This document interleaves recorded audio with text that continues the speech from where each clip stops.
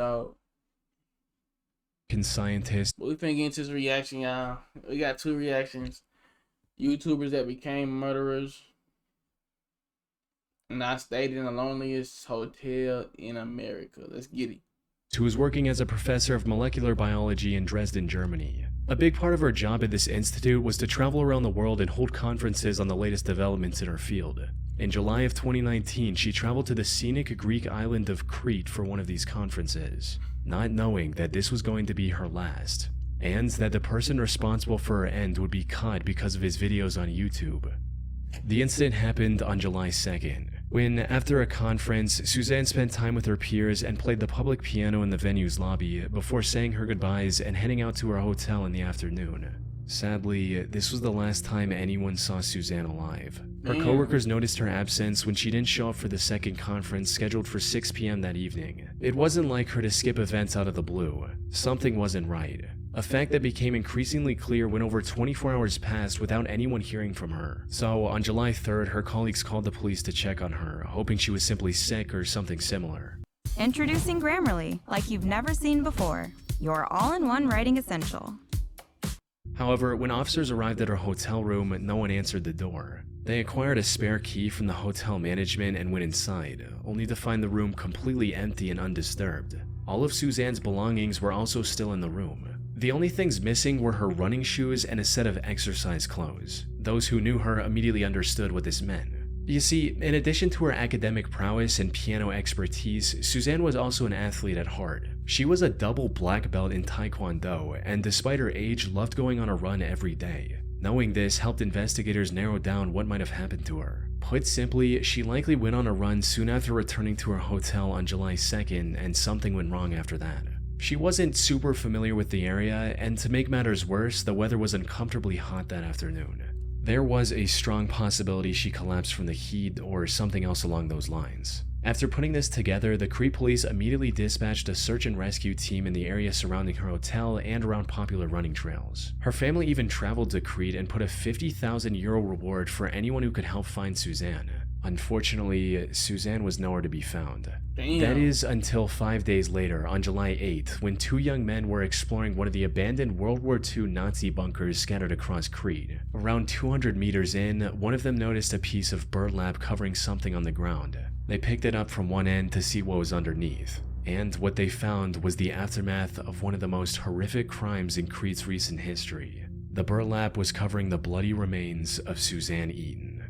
A later autopsy report discovered that Suzanne had several broken ribs, multiple fractures throughout her body, a missing ear, and much, much more. Whatever happened to her certainly was not an accident. The investigators began searching for clues, and fortunately it didn't take long for them to make their first major breakthrough: a set of car tire tracks leading up to the entrance of the bunker. Analyzing these tracks allowed investigators to find the car responsible for transporting Suzanne's remains to that bunker. It belonged to 27-year-old Yanis Paraskakis, a local sheep farmer. But when questioned, Yanis feigned ignorance and claimed that him driving through that area on that day was nothing more than a coincidence. He went as far as to say that he didn't even know about the existence of that bunker, a lie that would eventually lead to his arrest. You see, Yanis had a dream to become a successful YouTuber. He started a channel with his own name in 2012 and began posting videos. However, if you go to his channel today, all you'll find are 3 videos of him performing an ancient Chinese martial art and meditation technique called Qigong. That's because a couple days before Suzanne's body was discovered, Yanis deleted every other video on his channel. And once authorities recovered some of these deleted videos, it became clear why. You see, most of these deleted videos involved Yanis exploring abandoned World War II bunkers, including the one where Suzanne's remains were discovered. This contradiction gave the authorities the go-ahead to formally arrest him on July 5th. They were hiding my boy. He was hiding people in bunkers. World War II bunkers. This gotta be in Poland, bro. This gotta be Poland, bro. 15. It also allowed them to investigate him further, and the evidence they discovered was overwhelming. As it turned out, the land where this bunker was located was owned by Yanis's family. Investigators also found traces of Suzanne's blood in his car's trunk. When confronted with this evidence, Yanis cracked and told the whole story. According to him, he saw Suzanne running down the road and something came over him. He hit her with his car twice before putting her in his car, driving to the bunker, and ending her life there. He later changed his story to where he was compelled to commit this crime by a demon. Unfortunately for him, the jury didn't buy this one bit and sentenced him to life in prison without the possibility of parole in 2020. Now, this should have been the end of Giannis's story, but from what I've seen, there's more to his actions than just this one crime he was convicted of. The thing is, Giannis presented his vile act as a crime of opportunity, something he did completely out of nowhere. However, there's evidence to suggest that Giannis might be a full-blown serial killer. For instance, he was apparently detained by the police twice before, once for arson and once for animal cruelty, both of which are well-known early behaviors of serial killers. After his arrest, several other women also came forward, testifying that he had tried to run them over with his car as well in the past. So, Suzanne was more than likely not his first victim. However, the most solid evidence against Giannis is in one of the deleted videos he uploaded to YouTube. In it, we can see him showing some very human-looking bones scattered throughout the same bunker Suzanne was discovered in. These bones were never discovered by the authorities, suggesting they might have been removed by Giannis to hide evidence. But what makes this truly disturbing is what his friend says at one point in the same video. This roughly translates into, "Is this where you left that old guy?" Insinuating that Giannis had disposed of one of his previous victims in the same bunker before. And if that is the case, why is he recording? Like, he think he is like, why he think this cool, bro? Alright, C-Tip. one can only wonder how many other people Giannis has killed over the years.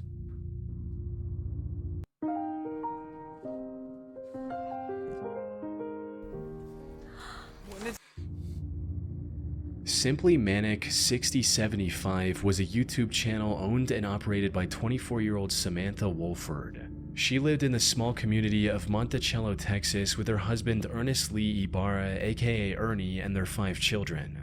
She usually made videos about her day-to-day life and other random topics. Her story began in 2008 when she was at the lowest point of her life. She'd recently become the single mother of a pair of twins and had no love interest in her life. That's when she met Ernie at a local tattoo shop, and the two hit it off right from the get-go, eventually getting in a relationship and starting a family together. In one of her videos, Samantha described the day she met Ernie as the happiest day of her life. Together, they were blessed with 3 more children. These people that look like this, like, I do not see as, like, companions, bro. When you wearing all this little gothic, I don't see you as a companion. I see you as somebody that's got the devil controlling you, bro. Like, on your shit, boy. Real, like, this shit she look devilish, bro. She don't like no person to be have no baby with. Including 1 more pair of twins. Raising 5 kids was a challenge, but Ernie made it work by taking a second job in pizza delivery. So, while they had endured tough times together, Samantha, Ernie, and their 5 children appeared to be the perfect loving family. However, while being a stay-at-home mother was all she could do at the time, Samantha still had a dream of becoming a famous actress one day.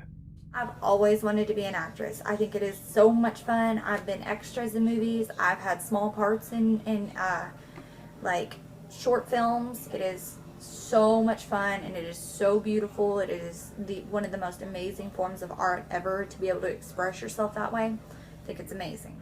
So, in October 2010, she created her YouTube channel and started posting videos, hoping to become a popular YouTuber and fulfill her dream on the internet instead. And things were going surprisingly okay in the beginning. Samantha would post new videos whenever she had something new to say. And while most of her videos struggled to get past I'm struggling to hit 10 views, bro.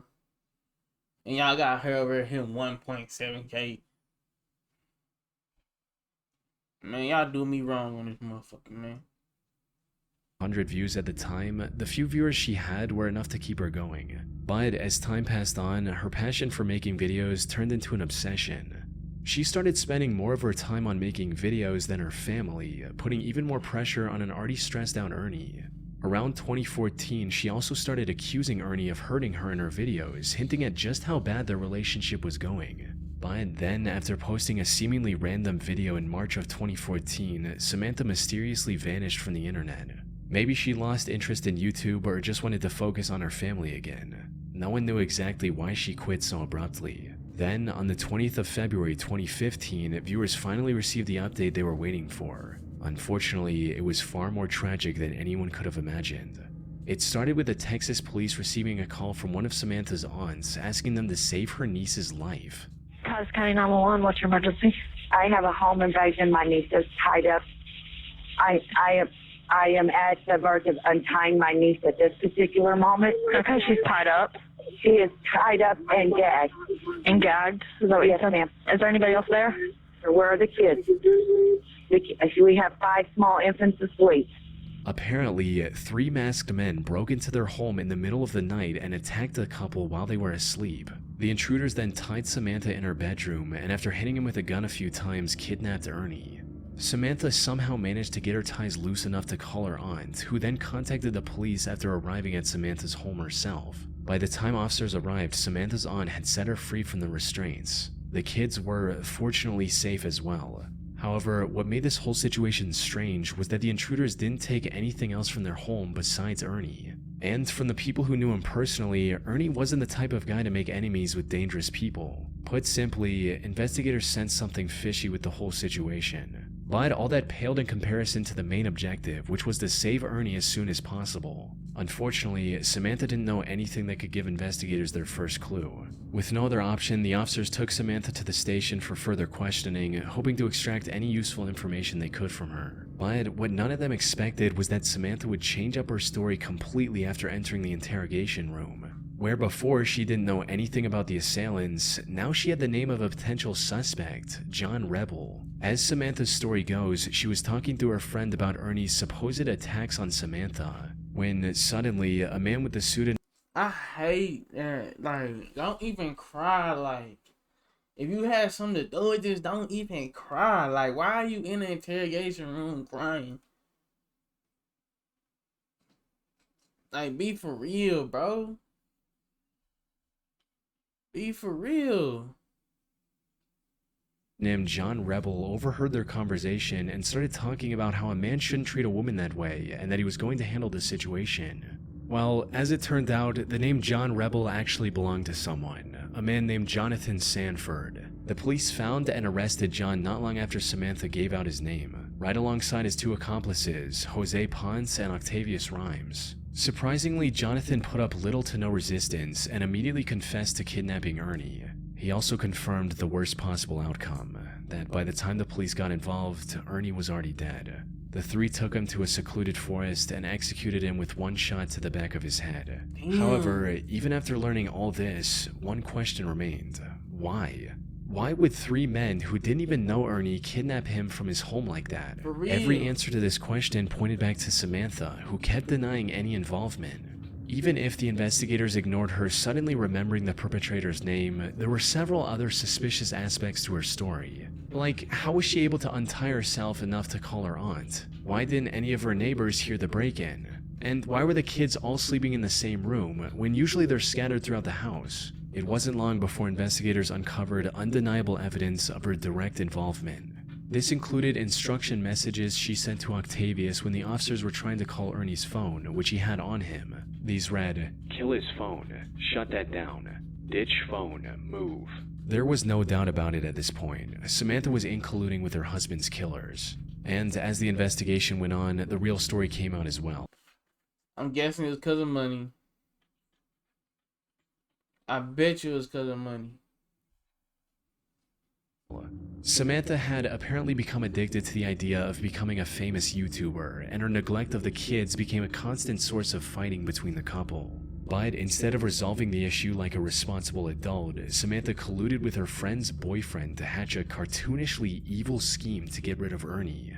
They first wanted to plant hard drugs in his car and get him arrested, but later made the heartless decision that taking his life would be much easier. There's also a chance that Samantha went with the murder plan because it would have brought her more attention on YouTube. She was eventually sentenced to 149 years in prison for killing her own husband, leaving her 5 children. 149 years. And it's deserved, though. It's deserved, though. And completely orphaned in the process.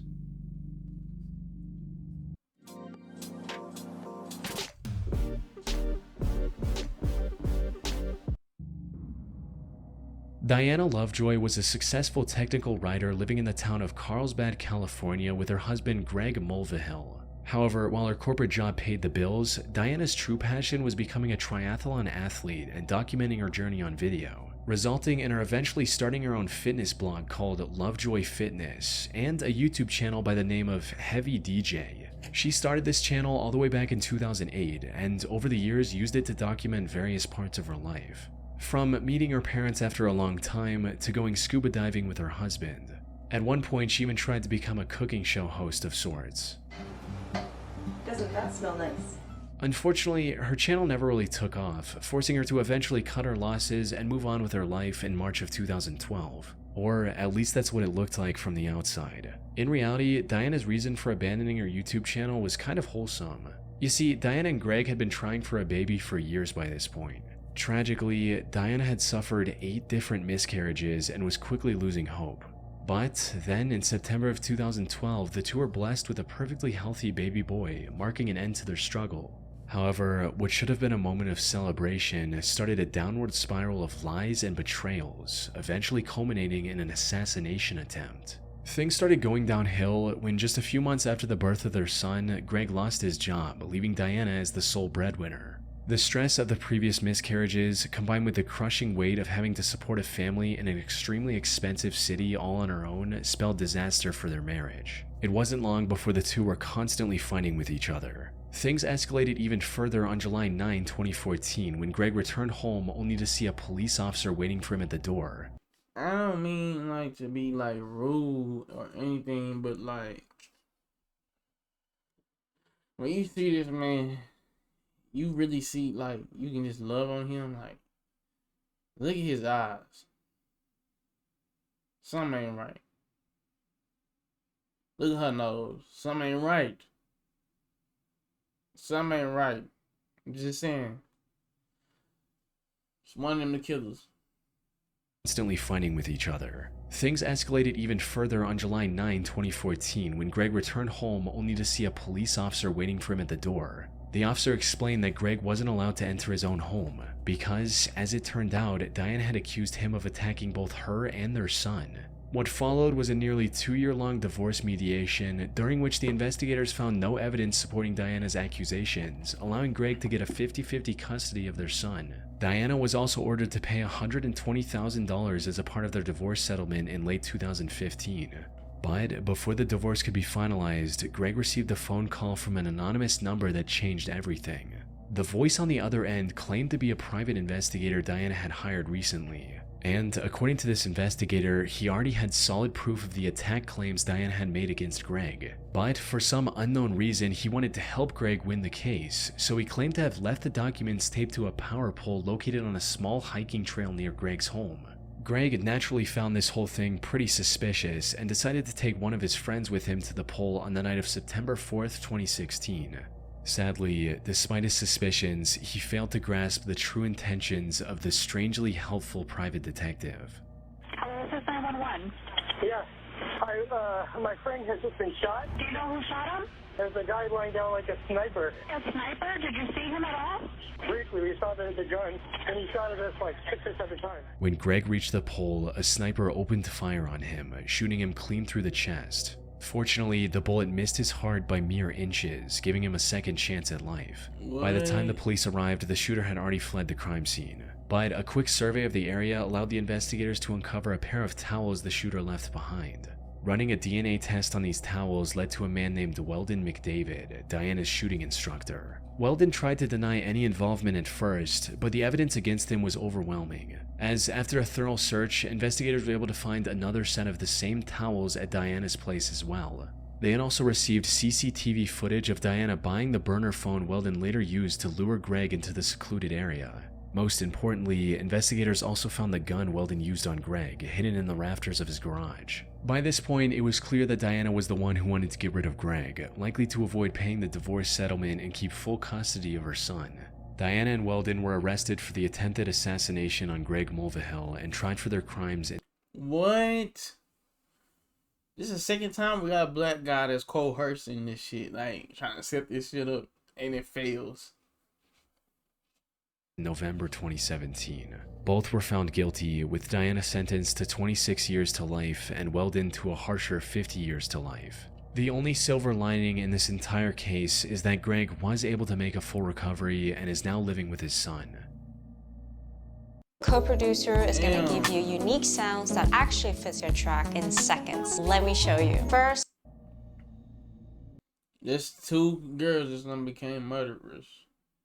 The Gunnar Runar 87 channel on YouTube seems oddly wholesome at first glance. It's owned by an Icelandic boy named Gunnar Runar Sigthorsson and contains a single 3.5-minute video of him confessing his feelings to the girl he loves. The title translates to English as My Confession to Hildur. In it, he says things like, Hún án efa sérstakasta manneskja sem ég nokkuð tímann hitt. Ég verð svo ótrúlega glaður bara að vera nálægt henni. Það þarf ekki meira. Og þetta ætlað þér því að ég held sig orðin ástfangin með þér.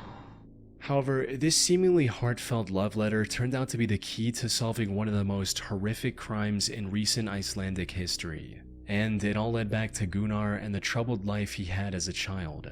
You see, Gunnar didn't have a mother growing up, resulting in him getting extremely close with his father. However, on the night of September 20th, 1996, when Gunnar was just 9 years old, his father decided to end it all using a gun. What made this already messed up situation even worse was the fact that Gunnar was in the room with his father and witnessed everything. Unsurprisingly, this took a heavy toll on Gunnar's mental health. He withdrew from the world and refused to accept his father's death as reality. Everything seemed Why would his father do that in front of his child?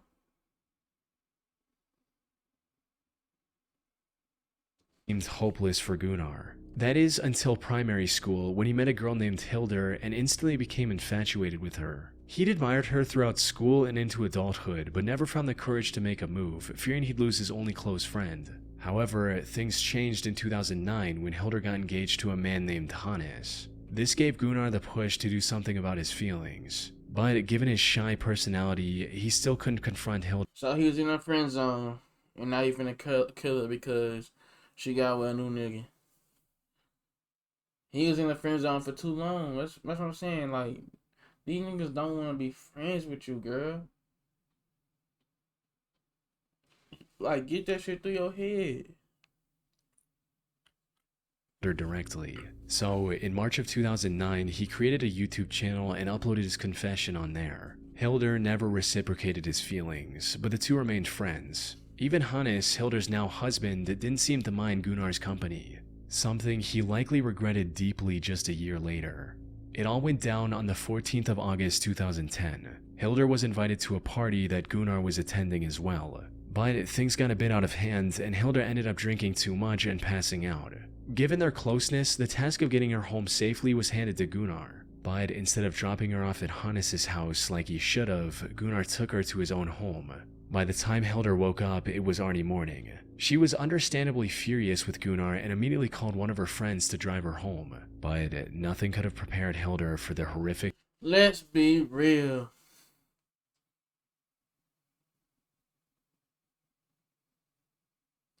I'm not saying that you can't black out from being drunk and, you know, whatever. But you still in the right mindset. You know when he brought you up them stairs and opened that door, that the lights and stuff, the ground wasn't the same, everything wasn't right. You can miss me with that, oh, I just didn't know nothing. You can miss me with that, bro. Don't, come on, bro. Be real, bro. Be real with this shit, man. You don't really black out, bro. Scene she witnessed on the other side of her front door. Her husband Hannes was lying on the top of the staircase near their bedroom, submerged in a pool of his own blood. She ran outside and called the authorities. Sadly, it was already too late. Hannes had received over 20 stab wounds on his body, from his arms and legs to the back of his neck, and was long dead by the time Hildur found him. Given his condition, his death was ruled a homicide, and investigators wasted no time in looking for the killer. And while they initially suspected one of his business rivals of committing this horrific crime, it didn't take long for investigators to find Gunnar's video confession to Hildur and bring him in for questioning. Gunnar denied knowing anything about it and was eventually let go due to lack of evidence. Fortunately, not all hope was lost, because not long after that, investigators found a bloody shoe print next to Hannes's bed. Looking deeper into this print revealed that it belonged to a pair of limited edition Adidas shoes. At the time, there were only 18 of these specific shoes in all of Iceland, and Gunnar just so happened to own one of these pairs. This was enough evidence to detain him once again. They got him off some shoes? That's still not no evidence. Just don't talk. Go in the interrogation room, just don't talk. Simple as that. It's not yours. This also gave investigators the authority to do a thorough search of his belongings, resulting in them finding residue of Hannes's blood on his shoes, as well as in his car. Once presented with this evidence, Gunnar confessed to the murder. He also revealed that he'd been planning it for months, and even shoplifted the items he intended to use to avoid purchase records linking back to him. And while he didn't admit to it, Hildur also suspected him of spiking her drink that night, since she usually never passed out like that. After committing the crime, he also drove to a nearby pier and dumped items used in the crime into the sea to get rid of any evidence. It was a well thought out plan, since he was only caught because the garbage bag he used to hide his shoe prints tore open as he walked. As for his motive, it was just as everyone had expected, with him making it clear during the investigation, stating, "I loved Hildur. She was supposed to be with me. She was not supposed to be with him." Surprisingly, he was found not guilty during his first trial on March 1, 2011 by reason of insanity stemming from his messed up childhood. However, the prosecution argued that he was fully aware of his actions and escalated the case to the Supreme Court of Iceland. Gunnar was found guilty on this second trial and was sentenced to 16 years in prison. This was already lenient given the brutality of his crime, yet he ended up serving only half of that sentence as well. He was released under supervision in July 2019 and now works at a local warehouse. Damn, he got out there, bitch. They always letting niggas out there, motherfucker. What we got next, man? Listen, I don't think I can say about this video is don't trust niggas. Don't trust bitches. That's the only thing I got out that video, bro. I ain't gonna cap. Next video. Recently, I heard a rumor about a hidden hotel